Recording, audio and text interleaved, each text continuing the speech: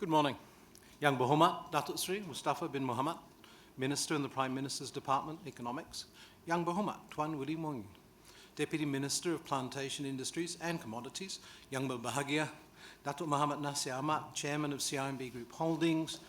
Yang Berbahagia, Datuk Abdul Rahman Ahmad, Chief Executive Officer of CIMB Group Holdings. Puan Ruzi Rani, Chief Executive Officer of CGS, CIMB Securities. Yang Berbahagia, Tan Sri Abdul Wahid Umar, Chairman, Bursa Malaysia. Distinguished panel speakers, virtual investment Malaysia participants, members of the media, ladies and gentlemen. Good morning and welcome. Virtual edition of the 16th Annual Investment Malaysia Capital Market Conversation. Let me begin by expressing our heartfelt appreciation to Yang Berhad Datuk Sri Mustafa Muhammad, Minister in the Prime Minister's Department, Economics, for accepting to be our keynote speaker. Our gratitude to our partner, CGS CIMB, for jointly organising the event with us. Today, our speakers will raise the bar on pertinent conversations, broadcast to over 1,000 institutional clients and corporates logged in from around the world. This event is also being live-streamed on Bursa Marketplace. Since its launch in 2004, Invest Malaysia has become an open and transparent capital market platform to discuss, dialogue and debate measures and actions needed to ensure the robustness and resiliency of our marketplace.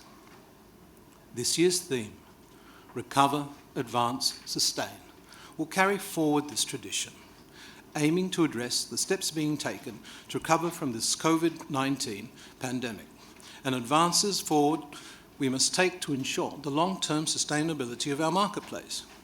Invest Malaysia Virtual Series 1 was themed Economic Recovery, Policies and Opportunities. Today we will reflect the growing recognition in three of Malaysia's growth engines. They are infrastructure, palm oil and rubber glove sectors. We look to understand the government's approach to revive deferred high-impact infrastructure projects, as well as facilitate growth in palm oil, rubber glove sectors in view of their importance to drive Malaysian exports. The revival of mega infrastructure projects to boost the construction sector could potentially be a part of an overall economic recovery strategy that can power Malaysia's economic growth. The construction sector is broadly interlinked with over 140 subsectors. It is a multiplier effect on these other industries. It is a key to supporting components for boosting GDP. Malaysia is one of the world leaders in palm oil industry, with 26% market share of world palm oil production, second only to Indonesia. Palm oil is the most widely consumed vegetable oil, with nearly 1/3 share of total edible oil market.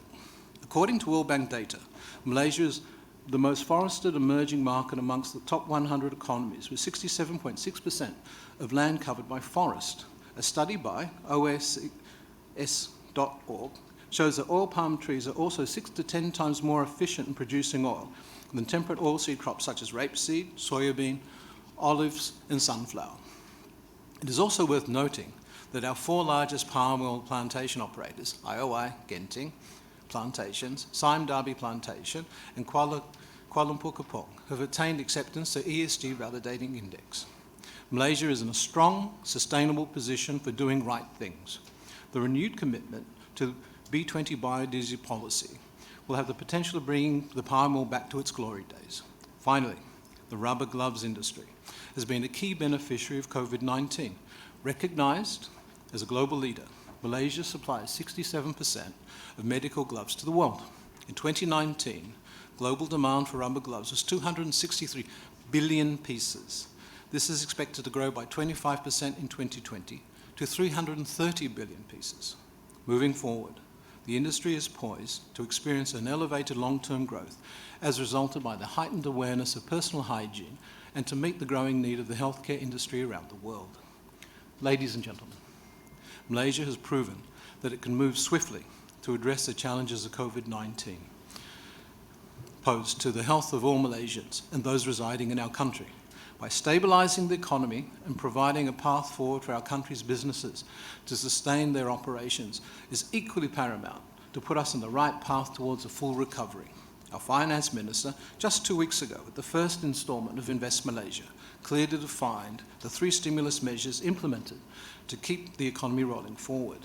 Today, we look forward to hearing from YB, Datuk Sri Mustafa, the government's plans that will lay out the longer-term economic programs to guide our direction forward.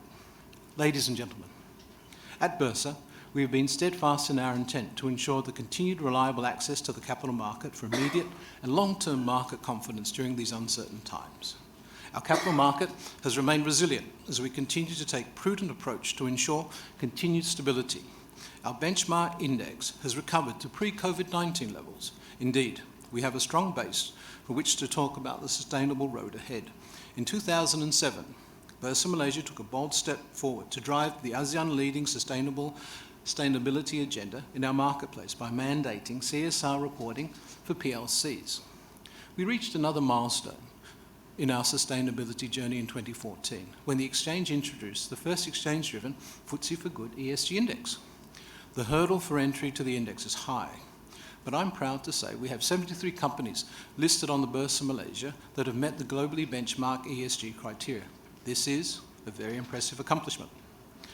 That should be a loud wake-up call to our PLCs, CEOs, CFOs and their boards as the drive to sustainability is gaining further momentum. We need to demand more from our boards and management to deliver corporate returns to retake our role in the world as a leading marketplace.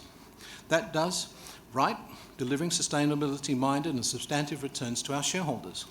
Ladies and gentlemen, today is about understanding what we are doing as a nation to recover from this crisis and what we, the Capital Market Collective, must do to drive our businesses forward and ensure the long-term sustainability of our economy. Thank you very much.